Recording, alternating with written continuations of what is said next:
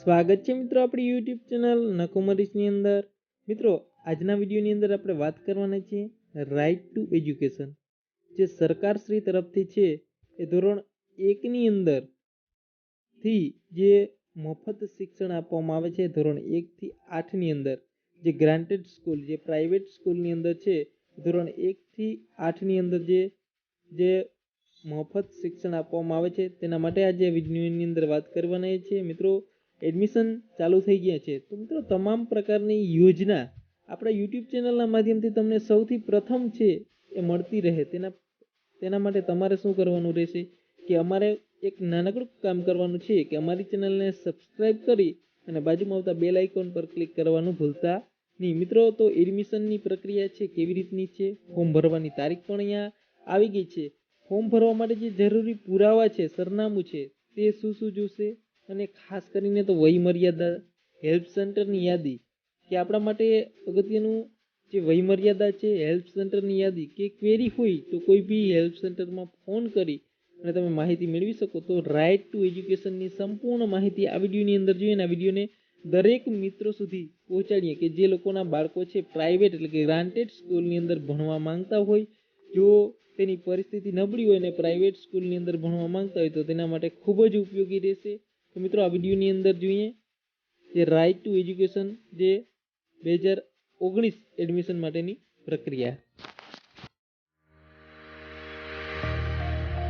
Subscribe now and press the bell icon. Never miss an update.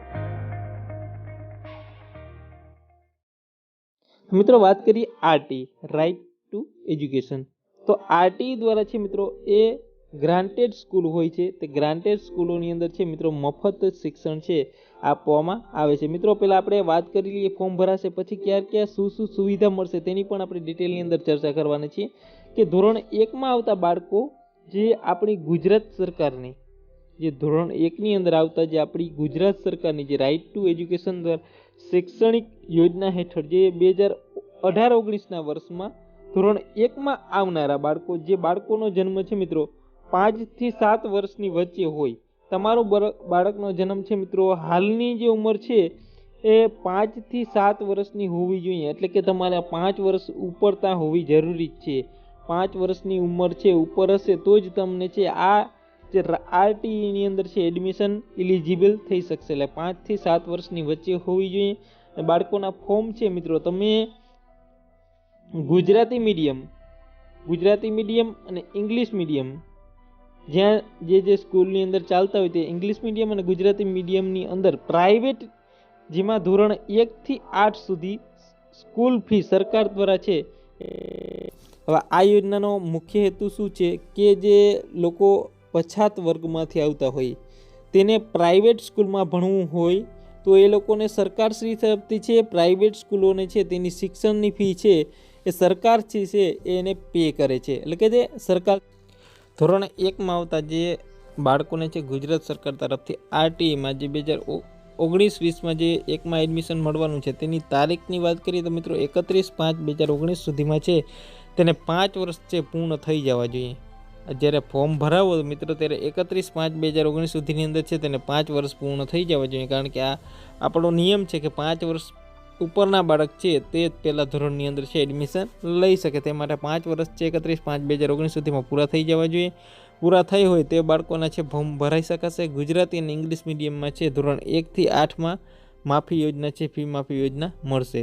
Form ભરવાની શરૂઆત છે મિત્રો એ માર્ચ 2019ની અંદર છે ફોર્મ ભરવાની શરૂઆત થઈ જશે, ફેબ્રુઆરીની એન્ડની અંદર અને માર્ચના સ્ટાર્ટિંગની અંદર છે ફોર્મ ભરાવાના છે ચાલુ થઈ જશે। માર્ચની વાત થઈ છે અત્યારે, તો પછી ફોર્મ ભરવા માટે તમારે અત્યારે એકઠું શું કરવાનું રહેશે, ફોર્મ ભરાવાના જરૂરી ડોક્યુમેન્ટ તો તેના પપ્પાનું છે લાઇટ બિલ અથવા ભાડા કરારની જે હોય છે લાઇટ બિલ તે તમારે રાખવું પડશે।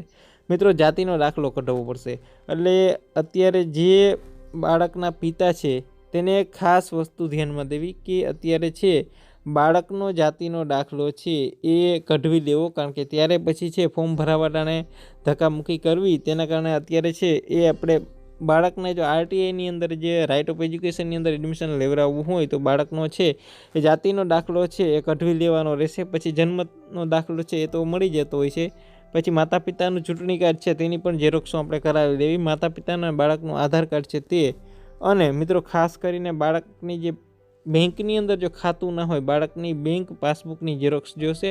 તો બેંકની અંદર ખાતું ના હોય તો બેંકની અંદર ખાતું છે ખોલાવી લેવાનું રહેશે. પછી જોઈએ મિત્રો આવકનો દાખલો છે, ખાસ કરીને માતા પિતાની જે આવકનો દાખલો છે એ આવકનો દાખલો છે તમારે કઢવી લેવાનો રહેશે. સૌથી પ્રથમ તે આવકનો દાખલો છે 68,000થી ઓછી આવકનો હોવો જરૂરી છે. તો એનાથી વધારે હશે તો મળવાપાત્ર લાભ નહીં થશે.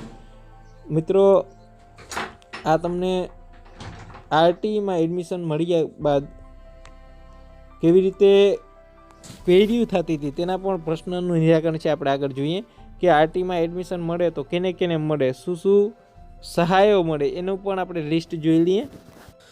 મિત્રો રાઇટ ટુ એજ્યુકેશન તરફથી થોડાક નિયમો છે તેનું પ્રશ્નનું સમાધાન પણ આપણે કરી લઈએ કે કેવા કેવા પ્રશ્નો મિત્રો જે બાળકોના પિતાઓને છે ઉદ્ભવતા હોય છે. તો નોન ગ્રાન્ટેડ સ્કૂલોની અંદર છે તો શાળા ફાળવણી છે કેવી રીતે થશે. પહેલો પ્રશ્ન એ બાળકના પિતાને થતો હોય છે, શાળાની ફાળવણી કેવી રીતે કરશે. શાળા ફાળવણી ઠરાવ મુજબ છે દર્શાવેલી કેટેગરીને અગ્રતા મુજબ છે કરવામાં આવશે. પહેલાં તો વાત કરીએ મિત્રો શાળા ફાળવણીની અંદર તો પહેલાં કોને લેશે, તો પહેલાં છે મિત્રો જે અનાથ બાળક હશે, જે તેના માતા પિતાની હોય તેવા જે બાળક હશે અનાથ બાળક તેને લેવામાં આવશે. પછી છે મિત્રો સાળ સંભાળ અને સંરક્ષણ જે જરૂરિયાતવાળું બાળક હશે, જેને કોઈ ન સંભાળતા હોય એવા બાળકો, જે સાળ સંભાળવાની જરૂર હોય તેને. પછી બાલગૃહ, જે બાલગૃહના બાળકો હોય તેને લેશે. પછી બાળ મજૂરી સ્થળાંતર મજૂરીના જે બાળકો હોય તેને. પછી મંદ બુદ્ધિ જે સેરેબ્રલ જે પાલ્સી ધરાવતા બાળકો હોય તેને, ખાસ જરૂરિયાતવાળા બાળકો હોય અને શારીરિક રીતે વિકલાંગ અને ધરાવતા હોય તો તેને વિકલાંગ, જે ફિઝિકલી હેન્ડીકેપ હોય તો તેને લેશે. પછી છે મિત્રો એચઆઈવી, જે એચઆઈવીવાળા બાળકો હોય, જો એચઆઈવી ગ્રસ્ત બાળક હોય તો તેને લેવામાં આવશે. પછી ફરજ દરમિયાન શહીદ થયેલા જો કોઈ જે શહીદી હોય, જે પોલીસ દળના જવાનો હોય સરહદમાં કે જો શહીદ થયેલા હોય તો તેના બાળકોને લેશે. પછી છે બીપીએલ 0થી 20 આંક ધરાવતા જે SC ST SCBC અને જનરલ તથા અન્ય બીપીએલના કુટુંબો હોય તો તેને લેવામાં આવશે. પછી અનુસૂચિત જાતિ અને અનુસૂચિત જનજાતિના બાળકો હોય, જે SC ST ના બાળકો હોય તેને. પછી સામાજિક અને શૈક્ષણિક રીતે પછાત વર્ગના બાળકો હોય, જે વિચાર વિમુક્તિ જાતિના હોય, બરાબર ને. સદર કેટેગરીમાં વિચાર વિમુક્તિ જાતિના બાળકોને પ્રવેશ છે પ્રથમ અગ્રતા આપવામાં આવશે. અને પછી લાસ્ટની અંદર છે મિત્રો જનરલ કેટેગરીના બાળકો આવશે. એમાં બિન અનામત બાળકો છે એ પહેલાં 10% અનામતવાળાને આપશે. પછી જે ક્રમ અનુસાર છે શાળામાં જગ્યા હશે તે શાળા ફાળવવામાં આવશે. અને ક્રમ અનુસાર છે શાળા છે વધુ આગળવાળા બાળકોને છે થી ભરાઈ ગઈ હશે તો બીજા ક્રમની છે શાળા ફાળવવામાં આવશે. એટલે કે તમને છે જે શાળામાં તમારા આગલો જે નંબર આવ્યો હોય ને એ શાળા ભરાઈ ગઈ હોય તો એના પછીની જે શાળા સિલેક્ટ કરવાનું કીધું હોય તો તેમાં છે તમારું નામ છે એ આવી જશે.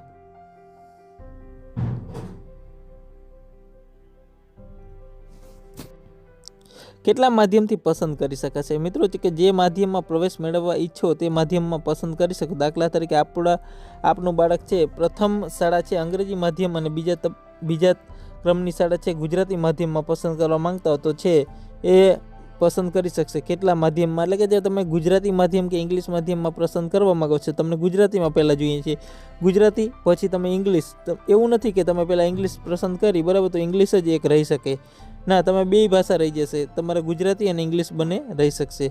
મને કઈ શાળામાં પ્રવેશ મળશે, આપની કેટેગરીની અગ્રતામાં અને આવકની અગ્રતા મુજબ છે શાળાની પસંદગી ક્રમ આપવામાં પ્રવેશ ફાળવવામાં આવશે. જે આપની પસંદગી ક્રમ, એકની શાળાની જે સીટો ભરાઈ ગઈ હોય તો 2માં, 2ની ભરાઈ ગઈ હોય તો 3માં, 3ની ભરાઈ ગઈ હોય તો 4માં. મારે કેટલી શાળામાં પસંદ કરવી જોઈશે, તો મારે શાળા છે કુલ 1 અથવા 2 શાળાઓ પસંદ કરશો અને સીટો છે ભરાઈ જશે તો વંચિત પણ રહી જશો.